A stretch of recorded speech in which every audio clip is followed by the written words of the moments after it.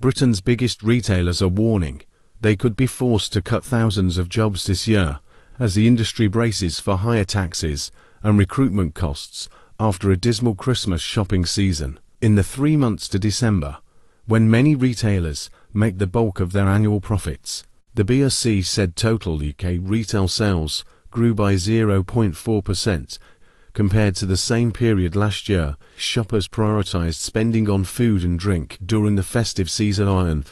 After taking inflation into account, retail sales by volume fell for the year.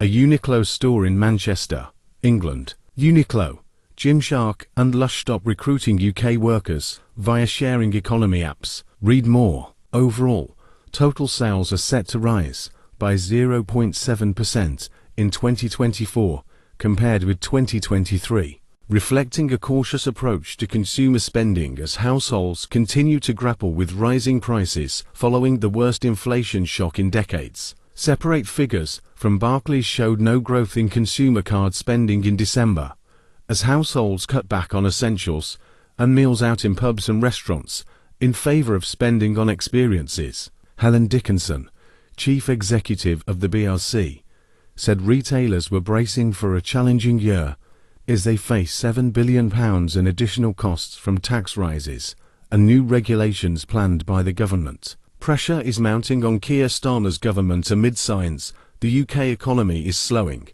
with growth on track to flatten out in the second half of 2024. Business leaders have warned that measures in the Labour budget to increase employers' national insurance contributions by £25 billion from April and a 6.7% rise in the national minimum wage will force firms to cut jobs or pass on higher labour costs in the form of higher prices. Clive Black, a retail industry analyst, said he had doubled his forecast for food inflation to 3% by 2025 from 1.5%, saying UK government policy is now the main source of rising food prices. Retailers including Tesco, Marks and Spencer, and Next wrote to Rachel Reeves in November to warn that a £7 billion increase in annual costs after the budget was announced would lead to job cuts and higher prices. Dickinson said the government needed to take steps